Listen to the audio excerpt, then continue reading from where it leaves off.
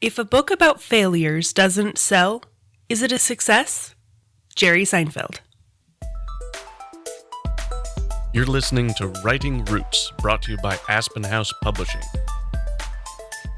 Welcome to Writing Roots. I'm Lee Hull. And I'm Lee Esses. It is officially June, and real quick, we have a couple of exciting announcements. First, we have a Patreon page. If you like our podcast and you want us to keep making them, we need a little bit of support. So if you have a little bit to spare, head over to patreon.com/writingroots or our website where we have a link and help support us. And not only do you help keep this fantastic podcast running, but you also get special behind-the-scenes glances. You get special extended editions of these episodes where we aren't trying to keep it to that 10 to 12 minute range. And you get some other goodies and swag. This month, we are talking about the 4-letter words of the writing process. They are scary 4-letter words for authors. Words like edit and best. And today, we're talking about the 4-letter word of sell. This is not going to be how to sell your book. We're going to be talking about that next month when we do a series on marketing. This episode is going to be about why you sell and to help you make that decision to sell in the first place. People look at their writing and go, well, I love doing this. I want to be paid for it. I want to be able to do it for a living. Why not sell my writing? But it's a more introspective question than that. It's, do you want to monetize something that you get so much joy out of? And the answer for that is not always yes for every author. So first you need to consider why you write. Are you writing because it is a hobby, because it's something you enjoy, because you just are passionate about writing? Or are you writing to make money? The answer to this will vastly change how you approach the writing process. The hobbyist will often write when they're inspired, and when they're not, they'll go hiking or go to the gym or maybe read something.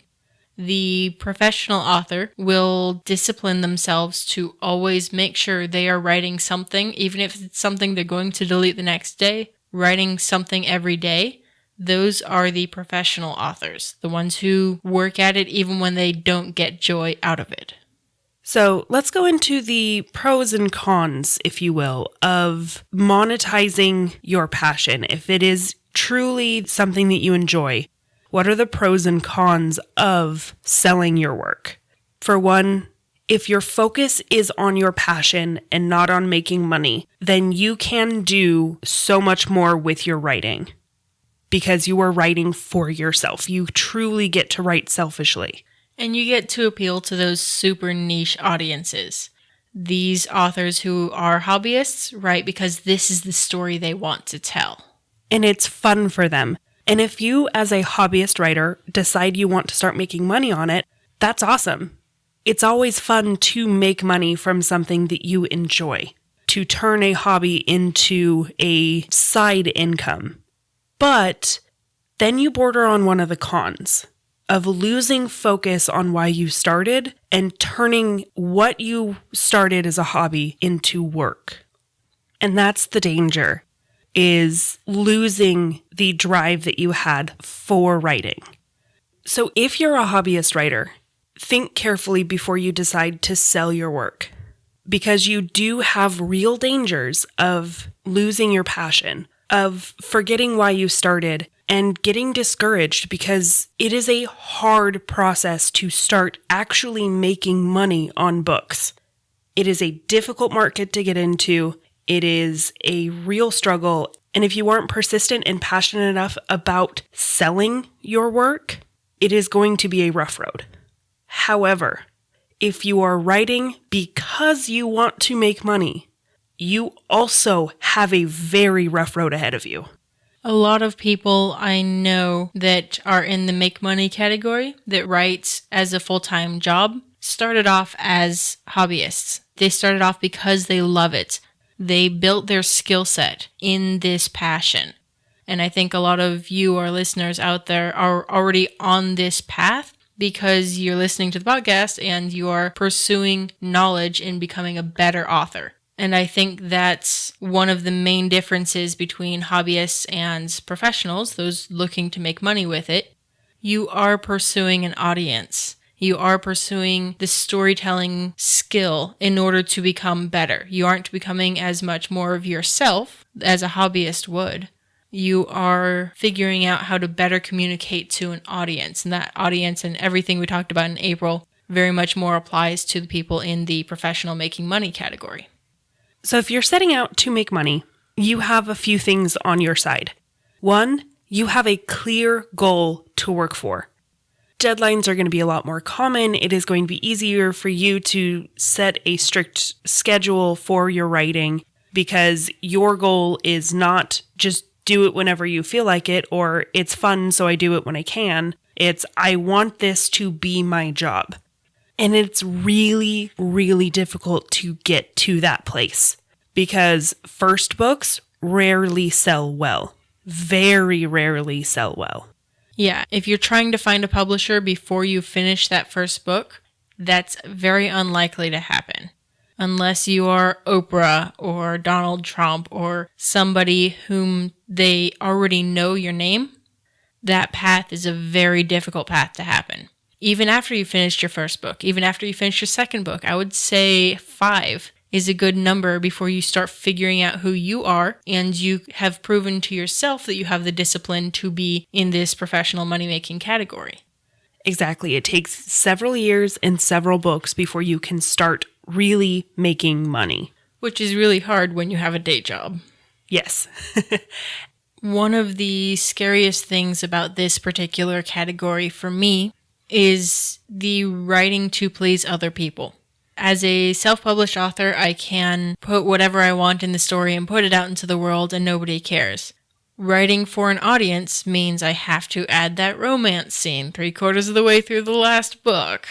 Even if I, as a storyteller, am not interested in the least, this needs to be resolved. And that discipline to do the job, even if it's not something you exactly want to do, is a difficult part of it. One of probably the most difficult things about writing with the sole purpose of making money is that your goal isn't achieved until the end. If you are a hobby writer, you get satisfaction and achievement from just finishing a piece of something. If your goal is making money, if that is why you write, that satisfaction doesn't come until the end.